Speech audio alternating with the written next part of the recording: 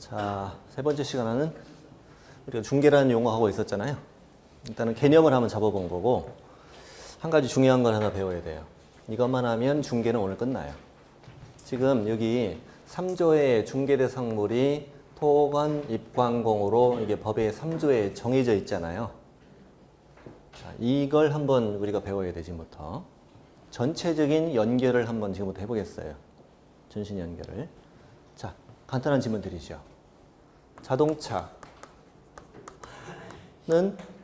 이 법상 중개대상물이다, 아니다? 아니다. 아니죠. 그렇죠. 우리가 일상생활에서를 본다면 자동차 중개할 수 있는 물건이잖아요. 물건이지만 우리는 지금 국어 시간이 아니라 공인중개사법 시간인데, 공인중개사법 3조에 정해져 있는 중개대상물이다, 아니다?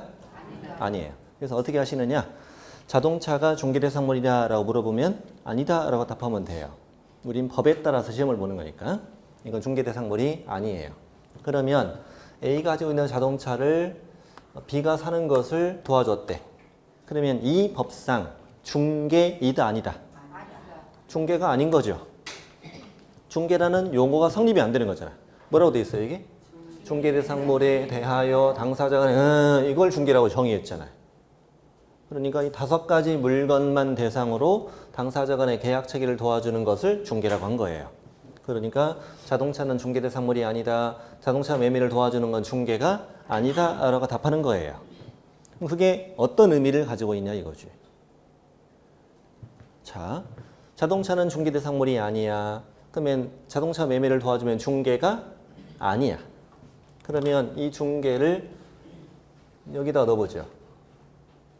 넣어보면 자, 자동차 매매 도와주는 것을 돈 받고 계속했어. 뭐가 아니야? 중개업이 아닌 거죠. 그렇죠? 중개업이 아니면 너 해도 돼, 안 돼? 이 법에 따른 상관없잖아. 해도 되죠. 그러니까 자동차의 중개업을 하기 위해서 증 딸 필요 있다, 없다?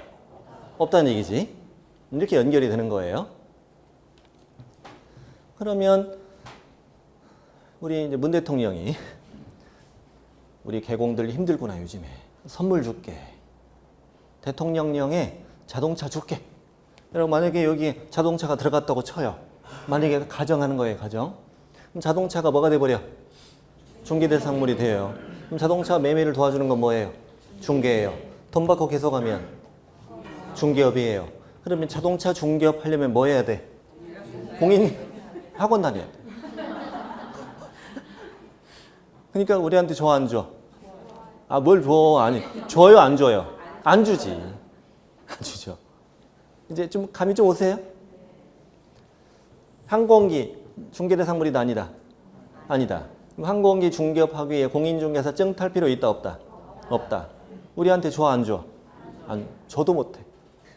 항공기 줘도 못해. 거꾸로. 자, 그러면 토건, 입관공은 뭐다? 중개대상물이다. 이거에 대해서 당사자 간의 계약 체계를 알 사람은 뭐다? 중개다. 이걸 돈 받고 계속하면 중개업이다. 이거 하려면 증 따야 된다. 한마디로 토건, 입관공 이 5가지 물건으로 뭘 하고 싶으면 중개업 하고 싶으면 증 따서 등록해라. 등록하지 않고 5가지 물건으로 중개업을 하면 처벌된다. 이제 감이 좀 오세요? 그러니까 이렇게 연결하면 돼요. 아, 5가지는 뭐다? 중개대상물이다. 이걸 대상으로 알 사람은 뭐다? 중개다. 이것을 돈 받고 계속하면 뭐다? 중개업이다. 이렇게 연결하면 다 한 거예요. 이쪽은 다 한 거예요. 그래서 밑에 그 양가로 2번에 보면은 프린트에 양가로 2번에 보면 이런 말이 써 있어요. 중개대상물을 대상으로 해야 중개 및 중개업이 성립된다. 중개대상물이 아닌 물건을 대상으로 한 경우는 중개도 아니고 뭐도 아니다. 중개업도 아니다. 그래서 1번 개업공인중개사가 아닌 자를 기준으로 판단했더니 자, 개공이 아닌 자가 중개대상물에 해당하는 물건에 대한 중개업을 했을 땐 처벌된다. 좋아요? 자, 그럼 이제 한 가지만 더 보면 돼. 칠판해 보시고. 한 가지만 더 보면 중개대상물에 대해서는 다 이해한 거예요. 이제. 그러니까 지금 용어의 정의를 공부하고 있습니다. 자, 그렇다면 이제 개공의 입장으로 들어가 볼게요. 개공 입장으로. 자, 토건 입광공인데 대표적으로 토지와 건축물이라 합시다. 당사자 간의 매매나 임대차 이걸 도와주면 중개입니다. 자, 이건 이제 주인공을 개공이라고 바꿔보는 거죠. 자, 그러면 개공이 토지랑 건축물에 대해서 당사자 간의 계약 체결을 도와주면 중개입니다. 그러면 공인중개사 법이 적용되니까 여러 가지 의무를 지겠네요. 아까 했던 것처럼 이 물건을 분석해서 설명해야 된다며 확인 설명. 또 계약에 체결되면 확인 설명서도 써주고 거래계약서도 써주고 그래야 된다면서요. 그런 다음에는 당연히 우린 뭘 받아요? 중개 보수를 받죠. 자, 중개 보수는 어떻게 연결되냐면 뭘 하고 받는 보수예요? 중개를 하고 받는 보수죠. 그러려면 이 대상물은 뭐 해야 돼? 법에 정해진 중개 대상물을 대상으로 했을 때가 뭐고? 중개고. 이걸 하고 받는 게 중개 보수고. 이걸 초과하면 돼야 안 돼? 안 되겠지. 초과해서 받으면 처벌한다는 말이 있게 없게? 있어요. 그게 왼쪽에 있어요. 왼쪽에 32조. 32조. 개업공인중개사는 중개 업무에 관하여 중개 의뢰인으로부터 소정의 보수를 받는다. 좋아요? 그리고 사례 증여 등의 명목으로 중개 보수를 초과해서 금품 받으면 1년 이하 징역이나 1,000만 원 이하 벌금에 처한다고 돼 있네. 지금 개업공인중개사를 기준으로 우리가 공부하고 있는 거죠? 자, 그럼 이쪽을 보세요. 아파트 하나 팔아볼까요? 아파트 5억짜리. 5억짜리 팔아주면은 법정 수수료가 최대 받을 수 있는 보수가 0.4%예요. 자, 5억에 0.4%는 얼마게요? 가끔 2천이라는 분이 계시는데 너무 많죠? 200만 원이에요? 자, 200만 원 적어요, 많아요? 공부하기 전에는 많아요. 공부하고 나면 적당해져야지. 줄 때는 손 떨려요. 뭐냐, 저 아저씨 뭐 해준 게 뭐, 집 하나 보여주고 종이 한 장 써주고 무슨 200씩 그렇게 생각했잖아, 우리. 손 안 떨렸어요? 그랬잖아요. 근데 이제 공부하기 시작하면 그냥 적당하기도 하고 좀 적은 것 같기도 하고 그래. 네, 자, 상가 같은 경우, 토지 같은 경우에 상가랑 토지 같은 경우는 0.9까지 받을 수 있어요. 최대. 자, 얼마? 중개 좀 할만하네, 이제. 이건 한 사람한테 받는 거예요. 양쪽을 다 받으면 900이에요, 900. 진작 좀 공부할 걸 좀. 자, 이걸 초과해 받으면 안 된다는 얘기예요. 근데 이제 어떤 일이 있었냐면, 자, 이 A라는 사람은 상가 임차인입니다. 자, 현재 가게, 빵집, 뭐 식당 이런 거 하고 있어요. 자, 그러면 가게를 좀 운영하고 있는데 지금 임대인은 있겠네, 여기. 임대인이 있겠네요. 일단 이렇게 임대차 계약을 하고 현재 영업을 하고 있단 말이에요. 처음에 계약 3년 했는데요. 상가 임대차 보호법이라고 있잖아요. 거기에 따르면 계약 최대 몇 년까지 영업권 보장해 주죠? 5년. 뭐 이런 얘기 들어봤잖아, 우리. 최소 5년은 보장해 준다고. 5년이 그렇게 긴 기간은 아니에요. 어떤 사람한테는. 장사가 잘 되는 사람들한테는 장사가 안 되면 빨리 접잖아요. 장사가 잘 되는 사람은 5년이 긴 기간이 아니에요. 상인법도 앞으로 개정이 될 거예요. 현재 정부는 10년까지 올리는 쪽으로 지금 방향을 잡고 있어요. 우리가 시험 준비하는 과정에 개정이 될 수도 있어요. 5년이면 되게 짧아요. 예를 들어 한 3년 했어요, 지금. 3년 했는데 월세가 100이야, 100. 근데 임대인이 너 이번에 3년 계약했는데 다음부터는 200으로 하자. 2배 올리자고. 100인데 200으로 올리자고. 그러면 이제 임차인이 뭐라고 했어요? 아니, 왜 그러시냐고. 아무리 주물주 밑에 건물주라지만 너무하지 않냐고. 법대로 하자고. 법에는 9%까지만 올릴 수 있으니까 9만 원 올릴 수 있는데 내가 10 드릴게, 내가. 그랬다고 쳐요. 임대인은 뭐라고 할 수 있냐면 또 2년 남았지? 2년 있다 꼭 나가. 해드릴게요. 이렇게 분위기가 확 바뀔 수 있어요. 이게 너무 짧아요. 잘 되는 사람한테는. 현재 상가 임대차 보호법 나중에 배우시겠지만 상가 임차인에게 불리한 게 많아요, 사실은. 주택 임대차 보호법은 임차인에게 유효한 게 굉장히 많은데. 근데 뭐 그건 나중에 얘기하고요. 근데 이 사람은 이제 3년 했는데 이제 나가고 싶은 거예요. 가게를 팔고 나가고 싶어요. 그럼 이제 새로운 임차인을 찾죠. 신규 임차인. 신규 임차인을 찾는데 그 상가 임대차 보호법에 뭐라고 돼 있냐면 권리금 받을 수 있다고 돼 있어요. 권리금 받을 수 있다고 돼 있고 권리금은 어떻게 받냐면 계약 기간 3년 했잖아요. 처음에.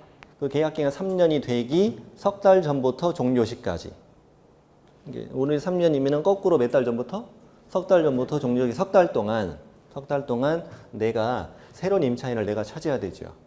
내 가게 살 사람 찾아야 되겠죠? 찾아서 둘이 권리금을 받기로 계약을 해요. 이 계약을 뭐라고 부르게 해요? 권리금 계약이라고 해요. 법적인 용어예요. 자, 이거 뭐라고 그래요? 권리금 계약이라고 그래요.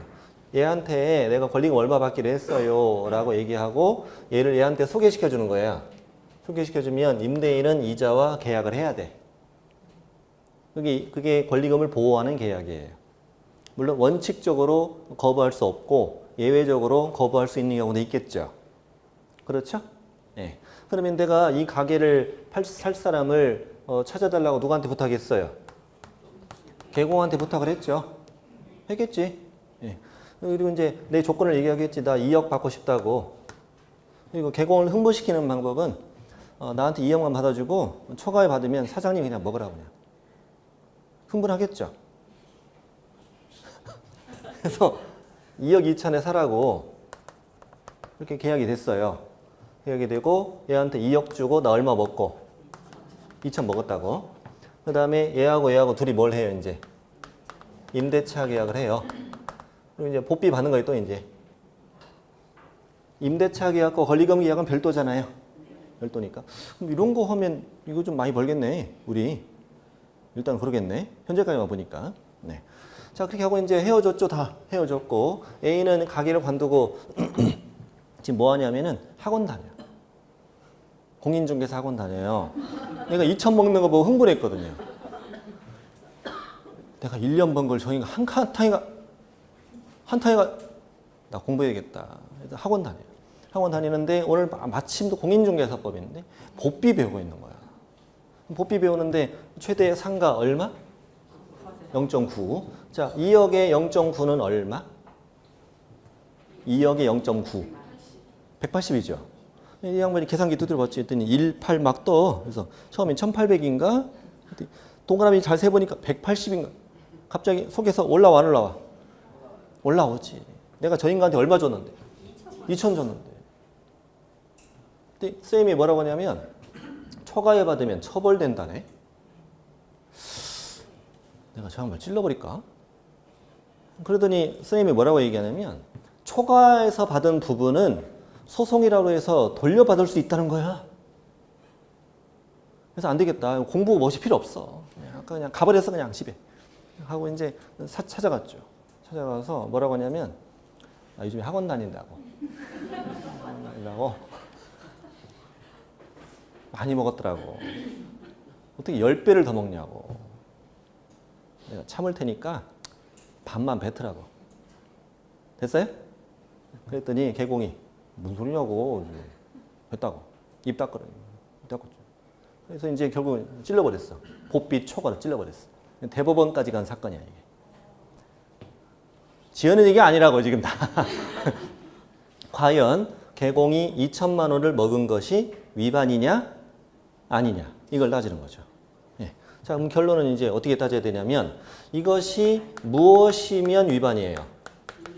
중개 보수이면 위반이죠. 그러려면 개공이 한 이 행위가 무슨 행위여야 돼? 중개이어야 이게 위반이 성립되죠. 그러려면 이 가게가 무엇이어야? 중개 대상물이어야 이게 성립되는 거죠. 이 관계를 우리 배우고 있는 거잖아요. 그러니까 지금 현재 이것이 과연 중개 대상물이냐 아니냐 여기까지 오게 된 거죠. 좋아요? 자, 그러면 우리가 빵집, 식당 이것이 중개 대상물인가요? 감이 안 와 지금 갑자기. 감이 안 와요? 자, 내가 가게를 파는 것은 건물을 파는 건가요? 이 건물 내 건가요? 아니에요. 내가 건물 파는 게 아니네.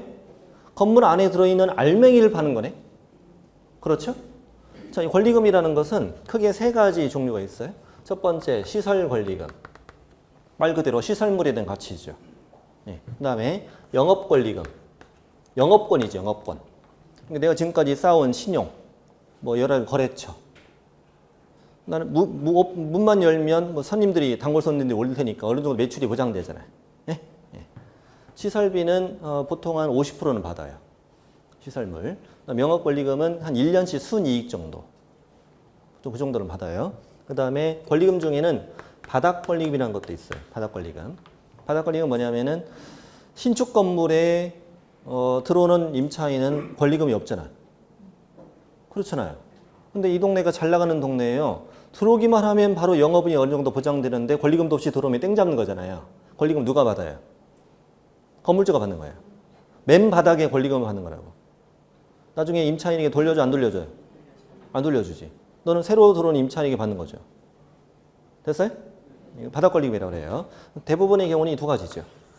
자, 그러면 시설물. 시설물은 중개대상물이다, 아니다? 아니지. 인테리어 이런 거잖아요. 중개대상물이 아니에요. 이건 영업권, 중개대상물이다, 아니다? 이건 무형의 재산이잖아요. 결국에는 이 권리금이라는 것은 뭐가 아니다? 중개대상물이 아니다. 그럼 권리금을 계약을 도와주는 건 뭐가 아니다? 중개가 아니다. 그 말은 중개 보수가 적용되지 않는다고 얘기하는 거예요. 그럼 처벌돼야 안 돼? 안 되는 거죠. 그렇군요. 현재 우리 뭘 공부하고 있어요? 중개 대상물을 공부하고 있는 거예요. 뭘 공부하고 있다고요? 중개 대상물이 갖는 의미를 공부한 거예요. 이 종류를 외우는 건 일도 아니에요. 그 의미를 정확하게 이해를 해야 돼. 개공이 아닌 자, 중개 대상물을 뭘 할 수 없다? 중개할 수 없다. 개공이 중개 대상물을 중개를 했으면 뭐 적용된다? 중개 보수가 적용된다. 초과 반응 된다, 안 된다? 안 된다. 중개 대상물이 아닌 걸 대상으로 도와주는 건 중개가 아니니까 중개 보수가 적용되고 안 되고 안 되고 이렇게 적용되는 거죠. 우리가 배운 게 이 정도예요. 오늘 우리가 배울 게 이 정도예요. 이 정도만 해도 많아. 그렇죠. 느낌이 많죠, 지금. 버겁지 않아요? 버거워요? 책 갖고 계시죠, 책. 네. 책에 보면 16쪽 보세요. 16쪽. 오늘 집에 가서 책 읽어봐야 돼? 안 읽어도 돼? 읽지 마요. 뭐 힘들잖아요. 뭐 첫날부터 이렇게 읽으려고 그래. 그냥 덮고 다음 주에 와요, 그냥. 네? 뭐 읽어보려고 그래, 힘들게. 네? 나 너무 심심해요 하면 읽어보시든가. 네. 자, 16쪽의 맨 아래 보면 용어의 정의 있습니까? 그 오른쪽 페이지 중개 보이죠? 17쪽에. 지금 읽어보려고 한 게 아니고 훑어보는 거예요, 지금. 우리가 뭐 했는지. 중개의 개념. 아까 제가 그림 그려드렸죠? 저 밑에 중개대상물 보이세요? 중개대상물. 중개대상물을 대상으로 계약 체계를 알선해야만 중개가 된다고 아까 말씀드린 거고. 뒤로 가보십시오. 중개대상 권리라고 보입니까? 자, 거기 제가 책에다가 다 넣어놨지만 오늘 읽어보라고 넣었어요? 그냥 넣은 거예요? 그냥 넣은 거예요. 절대 읽어보지 마세요. 오늘 배우지도 않은 거예요, 이거. 자, 이건 뭐냐면 이거예요. 그 밖의 권리 안에 매매, 교환, 소유권, 임대차, 임차권 말고 뭐가 들어가느냐 이걸 공부하는 거예요. 지상권, 지역권, 전세권, 저당권 이런 거 알아 몰라요, 우리? 모르잖아. 아니, 제목 말고 내용. 모르잖아요. 이런 건 어디서 배워야 돼? 민법에서 먼저 배우고 난 다음에 하는 거니까 1월 달에 해도 합격하는데 아무 지장이 없어. 책에다 왜 넣냐고요? 뭐 책이니까 넣는 거예요, 그냥. 읽어보면 돼, 안 돼? 안 돼. 안 돼. 네. 자, 오른쪽 페이지 보면 중개업 보이세요? 중개업. 아까 제가 프린트에 넣어드렸던 게 쭉 나와요. 중개업. 그 다음에 20페이지. 맨 위에 보수 받지 않으면 뭐가 아니라고? 중개업이 아니라고. 그리고 중개사무소 개설 등록하지 않은 자가 의뢰받고 보수받고 중개를 업으로 해도 뭐다고? 중개업이라고. 그래서 등록하지 않고 중개업을 하면 처벌된다고. 됐어요? 밑에 판례도 보이죠? 판례도 첫 번째, 두 번째, 네 번째 것만 체크해서 읽어보세요. 첫 번째, 두 번째, 네 번째 것. 세 번째 건 절대 읽어보면 안 돼요. 상처받아요. 절대 읽어보지 마세요. 첫 번째, 두 번째, 네 번째 것만 오늘 배운 겁니다. 다음 세 번째 용어는 뭡니까? 공인중개사. 이 법에 의해서 공인중개사 자격을 취득한 자를 말한다고 돼 있죠. 밑에 한번 읽어드릴게요. 자격증을 취득해서 시군구에 가서 등록하면 뭐라고 불러요? 개업공인중개사. 정확하게는 공인중개사인 개업공인중개사라고 해요. 뭐라고 한다고요? 공인중개사인 개업공인중개사. 그러면 여기 보십시오. 법인을 만들어서 등록하면 뭐라고 불러요? 법인인 개업공인중개사라고 불러요. 괜찮아요. 적지 마세요. 괜찮아요. 두려워하지 마요. 자, 그 다음에 자격증 따서 취직하면 소속공인중개사라고 해요. 자격증 따서 집에만 갖고 있으면 그냥 장롱공인중개사죠. 이 사람들 다 묶어서 부르는 용어가 공인중개사예요. 되셨죠? 찜 갖고 집에다 모셔놓은 사람만 말하는 게 아니라고요. 이 사람들 다 묶어서 뭐라고 한다고요? 공인중개사. 그 다음에 개업공인중개사는 중개사무소 개설 등록한 자. 됐습니까? 그 다음에 종류. 첫 번째 종류는 뭐예요? 법인인 개업공인중개사. 두 번째는 공인중개사인 개업공인중개사. 세 번째는 이따가 말씀드릴 거예요. 일단 대표적으로 기업과 니은만 지금 눈에 익혀두고요. 익혀두고 오른쪽 페이지 보면은 표 밑에 보면 법인인 개업공인중개사라고 있죠. 이거는 다음 주에 첫 시간에 우리가 배울 예정이에요. 이거는 좀 시간이 좀 걸리니까 그때 배울 거고 제 계획이 그렇게 돼 있어요. 예, 일단 넘겨보셔요. 넘겨보시고 22쪽 맨 아래 보면은 제목이 뭡니까? 소속공인중개사는 말 그대로 읽어보지 마시고 직원입니다. 자격증 따서 직원입니다. 직원이고 거기 파란색 글씨 보면은 중개업무 수행이라는 단어 보입니까? 중개업무 수행하거나 중개업무를 뭐하는 자다? 보조하는 자다. 직원이니까 보조도 해야죠. 근데 증이 있기 때문에 수행도 할 수 있는데 수행이라는 것은 그 개업공인중개사가 할 수 있는 일을 할 수 있다는 뜻이에요. 그러니까 소공도 계약서 쓸 수 있다 없다? 있다. 소공도 확인설명서 작성할 수 있다. 이런 건 중개보조는 하면 되겠어 안 되겠어? 안 되지. 할 수 있으면 뭐하러 증 따? 안 그래요? 네. 개공하고 소공만 할 수 있는 일이에요. 그런 일들은. 자, 오른쪽에는 누구? 중개보조원. 중개보조원은 뭐가 아닌 자? 공인중개사가 아닌 자. 개공에게 소속되어서 어떤 일 한대요? 현장 안내나 또는 일반 서무 그리고 중개 업무 관련된 어떤 일 단순한 업무를 보조만 한다고 돼 있잖아요. 수행이라는 단어 없잖아요. 지금. 되셨습니다. 이 용어가 이 정도 내용이고요. 다음 페이지 중개대상물 보이죠? 중개대상물 보이세요? 중개대상물이 26페이지까지 있는데 이번에는 공부 안 해요. 책이 왜 있냐고요? 책이니까 넣는 거라니까요. 지금 공부를 해서는 안 되는 부분이에요. 우리는 일단 종류는 뭘 알아요? 토, 건, 입, 광, 공. 종류 알면 돼요, 지금은. 저 믿으세요? 첫날부터 너를 어떻게 믿냐고요? 걱정하지 마세요. 네, 오늘은 이 정도만 하면 됩니다. 오늘의 학습은 이걸로 끝입니다. 끝이고 그 다음에 다음 주에는 27페이지. 오늘 끝난 게 아니고 수업이 끝난 건 아니고 다음 주에는 공인중개사 제도 자격증 따서 여기 증 따서 등록 한창 가서 뭐 해서 등록해서 개공이 되는 과정을 다음 주에 공부하게 될 거예요. 될 거고 오늘 나머지 시간에 뭘 하느냐면 23쪽에 보면은 보충학습 있습니까? 보충학습. 부동산 중개업의 역사라고 돼 있잖아요. 그리고 오늘 받으신 프린트의 마지막 페이지를 보셔도 됩니다. 책을 안 보고 프린트를 보셔도 됩니다. 이 부동산 중개업의 역사는 시험에는 안 나옵니다.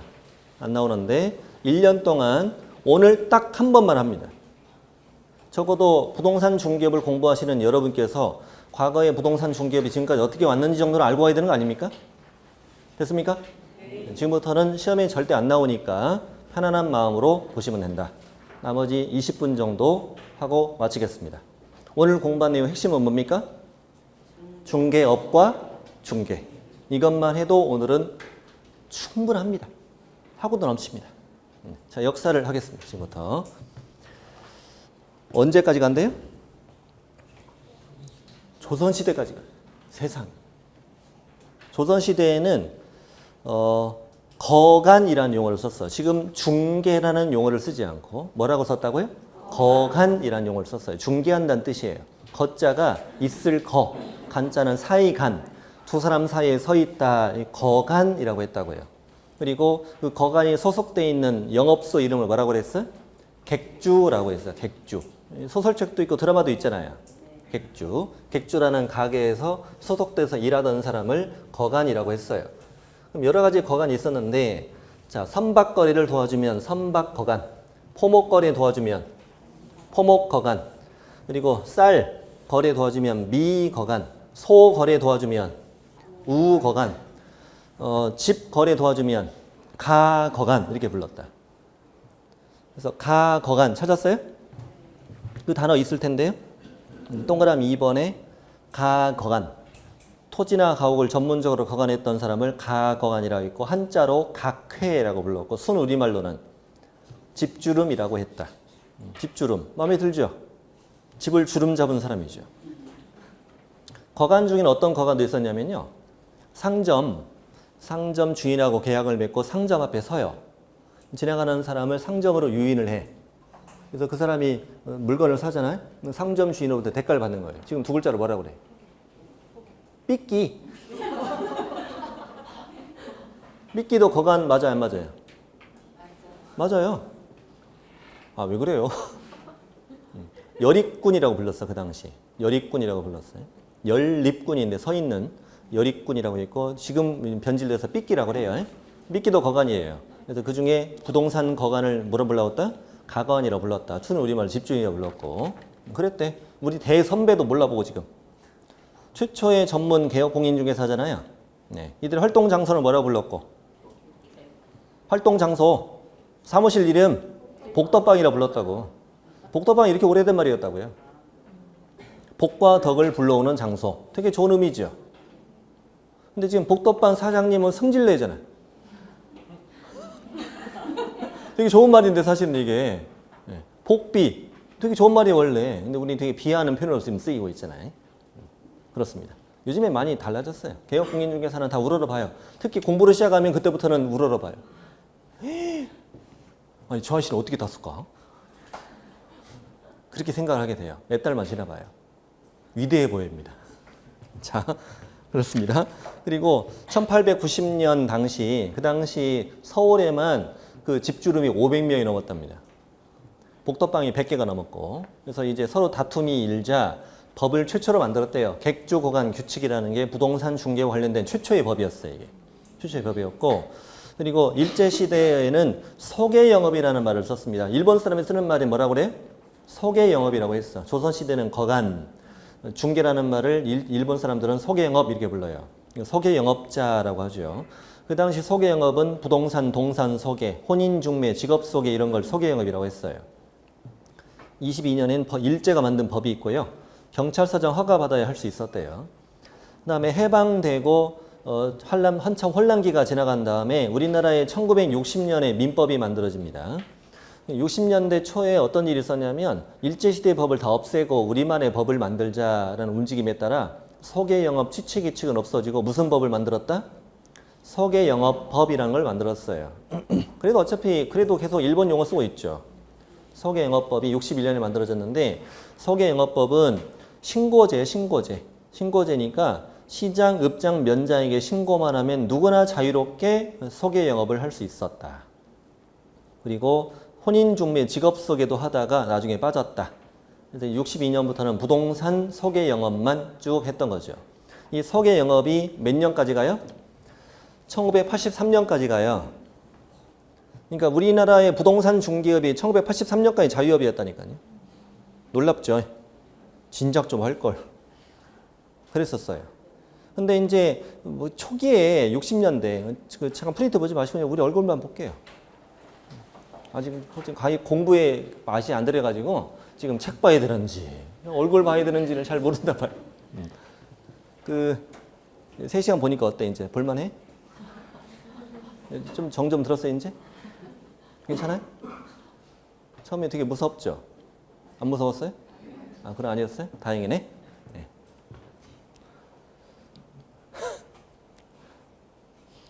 저는 이제 시작에 불과한 거예요. 공부를 즐겁게 해야 하잖아. 아닌가요? 맞아요. 굉장히 즐겁게. 그 대신 딴소리는 안 해요. 공부와 즐거움을 같이 하는 게 제 목표예요. 그리고 당연히 공부도 잘해야죠. 앞으로 많이 시킬 거예요. 잘 따라서 하시면 돼요. 따라서 하시면 그냥 합격해요. 됐습니까? 네. 스스로 공부도 당연히 해야 됩니다. 근데 지금은 시기가 아닙니다. 시기가 아니니까 일주일 동안은 일단 한번 쭉 들어보시고 다음 주에 오시면 어떻게 공부해야 될지 말씀드릴게요. 다음 주에 오시면 일주일 동안은 그냥 책만 들고 왔다 갔다 해보세요. 한번 갔다 해보십시오. 우리나라의 부동산 투기가 언제 시작됐느냐? 60년대부터 시작됐습니다. 그 전에는 투기라는 용어도 없었는데 우리나라 땅 투기의 출발점은 양재입니다. 양재.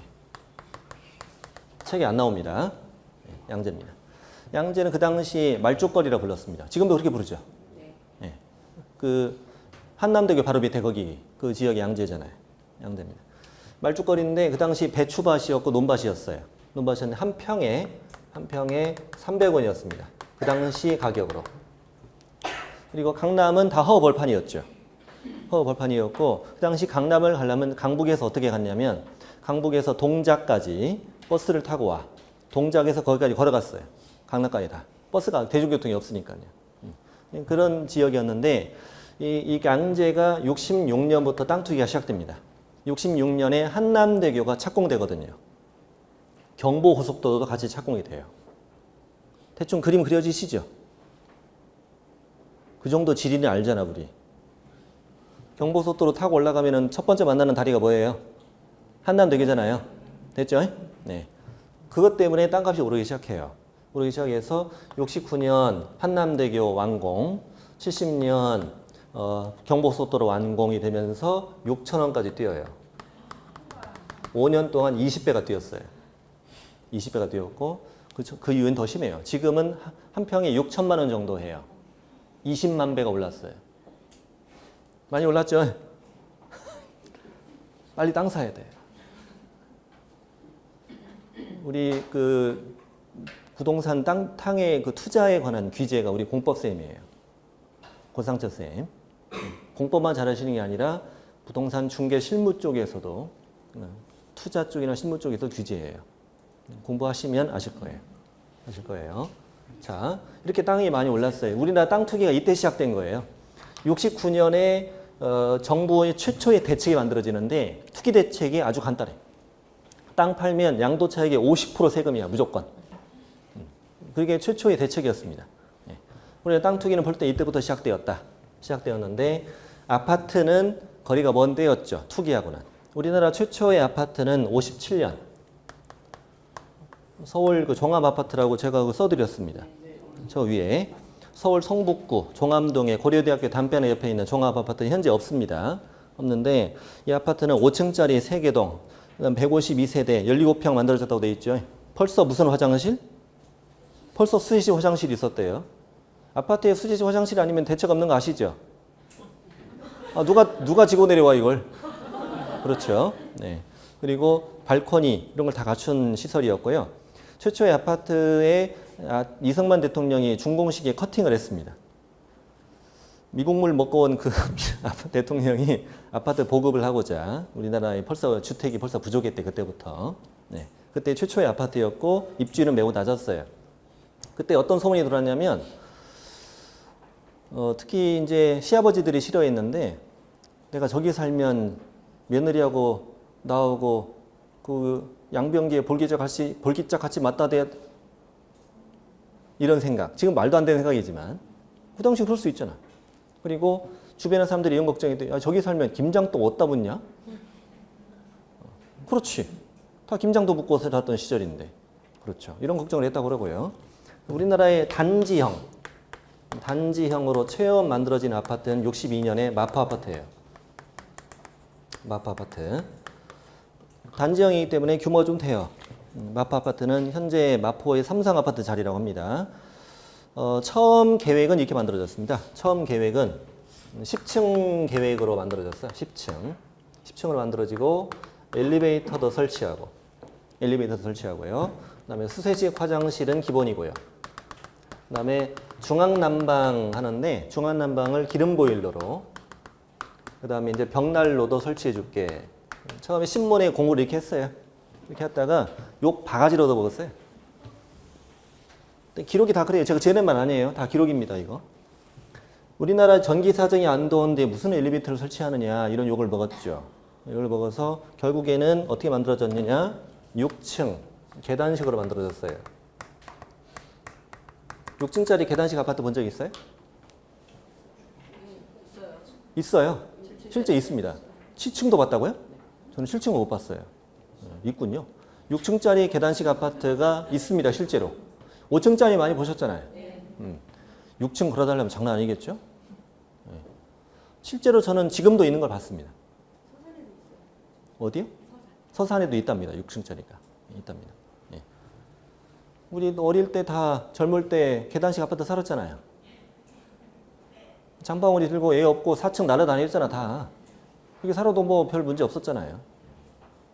아니었어요? 참 공감이 안 되네요. 자, 그랬고요. 서울 수도국에서 뭐라고 그랬냐면 우리는 한술 떠마실 물도 부족하다. 수세식 화장실이 웬 말이냐. 이런 논평을 내요. 그래서 안 되겠다. 근데 이걸 고치려고 했더니 대책이 없는 거야.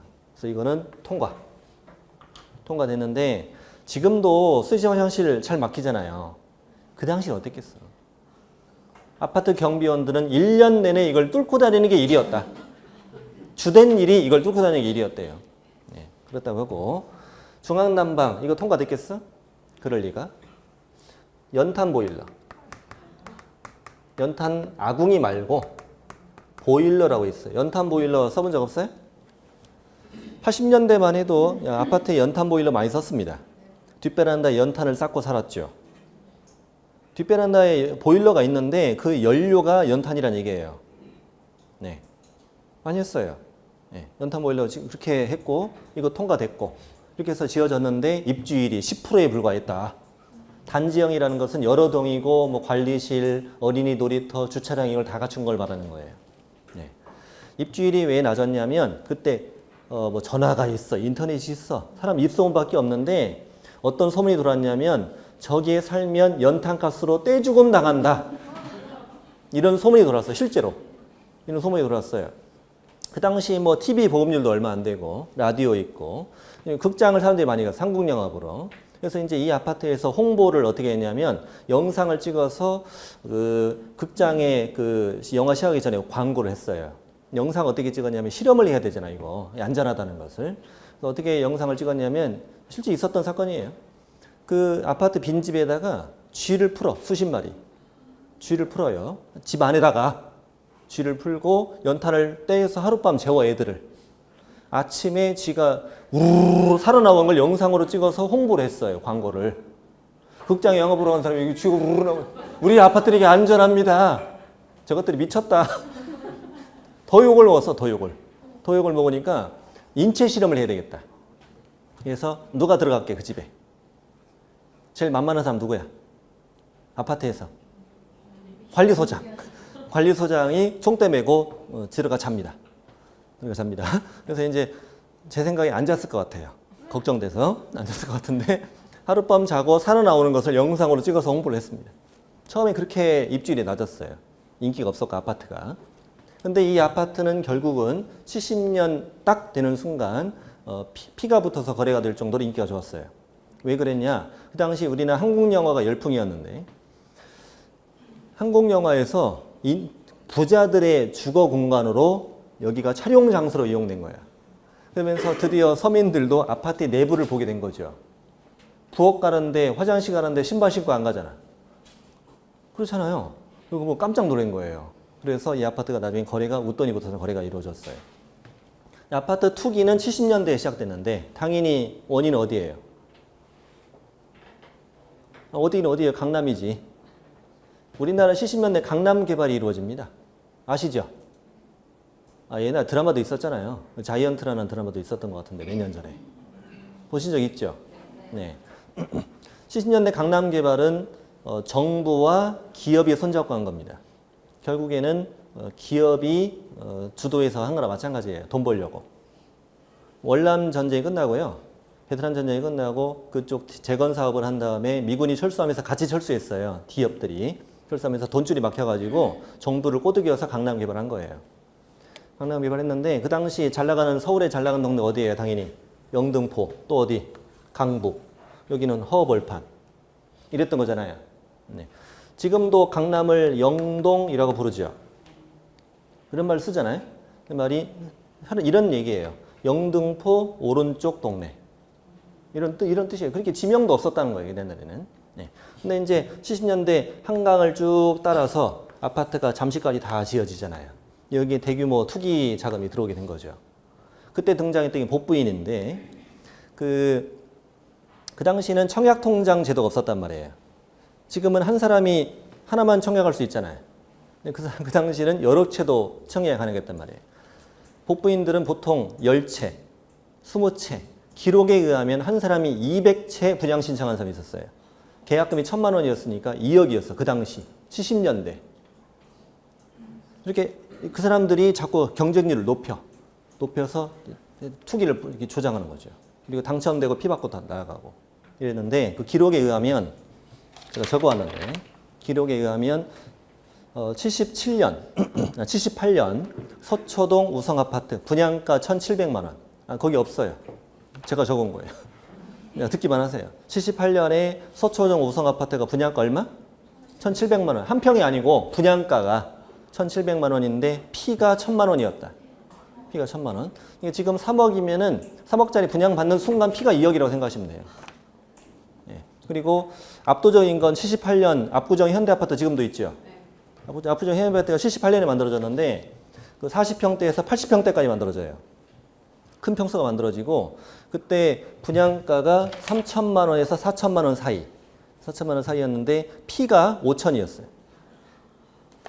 3억짜리 분양받으면 피가 5억이었다는 거예요. 피가 5억. 그리고 그 당시 900세대는 그 현대건설의 그 무주택 사원들을 대상으로 해서 우선 분양을 해주는 조건으로 이렇게 대규모 분양을 정부에서 승인을 해준 건데, 그 900세대를 빼돌려가지고 로비에 쓰였어, 로비에. 정부 인사들, 뭐하는 사람들이 로비에 쓰여가지고 그게 걸렸어요. 그게 걸려가지고 정몽구 회장이 그때 구속됩니다. 현대 비리가 그때부터 시작됐다고요. 네. 그때 아파트 피가 5천이었어요.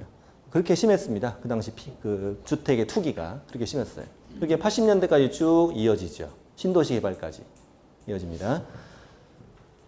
자, 근데 이제 가장 문제가 됐던 게 또 하나가 뭐였냐면 그 중심 쪽에 있던 사람들이 누구예요? 복덕방 사장님들이었던 거예요. 안 그러겠습니까? 네. 그래서 당연히 법을 바꿔야 되는 거죠. 아무나 중개업할 수 없도록 바꾼 거예요. 바꾼 법이 무슨 법이에요, 이제? 1983년에 만들어진 게 부동산 중개업법이에요. 그때부터 중개라는 단어를 쓰기 시작했어. 중개라는 용어를. 부동산 중개업법이 현재 공인중개사법의 모태예요. 모태인데 부동산 중개업법이 83년 12월 30일에 만들어졌고 공인중개사 제도가 드디어 도입됐고 중개업이 허가제를 취해. 그 당시는 어느 정도로 규제가 강했냐면 이 지역의 중개사무소에 수를 제한해요. 그래도 딱 수가 채워지면은 허가 안 나와요. 어떻게 나와야 돼? 누가 관둬야 돼요. 관둬야 돼요. 그리고 아파트가 새로 지어지잖아요. 아파트 상가에는 하나만 허가가 나와요. 딱 좋았겠죠. 그렇죠. 지금 아파트 상가 생기면 막 1층은 다 부동산이잖아요. 근데 하나만 허가가 안 나오고 그랬었어요. 그러다가 과도한 규제다 해서 99년에 이 규제를 풀어요. 규제를 풀어서 지금은 허가제 아니라 등록제. 요건만 갖추면 무조건 등록이 가능하다. 지금 그렇죠. 자격증만 있으면 무조건 등록할 수 있습니다. 현재 그렇게 제도가 만들어졌고 그리고 공인중개사법으로 명칭이 바뀐 게 2015년이에요. 이게 이런 얘기였어요. 의사는 의사법이고 약사는 약사법이 변호사는 변호사법인데 왜 우리는 부동산 중개업법이냐고. 그래서 협회에서 우리 공인중개사 협회에서 우리 법도 이름 좀 바꿔달라고 공인중개사법이라고. 그래서 이름이 그때 바뀐 거예요. 공인중개사법이라고. 네. 이제 부동산 중개업 역사는 이렇습니다. 처음이자 마지막으로 말씀드린 겁니다. 네. 오늘은 복습은 뭐 이렇게 하지 마시고 이왕이면 하지 마시고 그냥 중개와 중개업 개념이 이렇구나 라는 정도만 지나가시면 되고 다음 주에 딱 오시면 오늘 한 내용에 대해서 간단히 말씀드릴 거예요. 말씀드리고 다음 주에 할 내용을 이어가겠습니다. 만나뵙게 해서 반갑습니다. 네, 1년 동안 열심히 해봅시다. 감사합니다.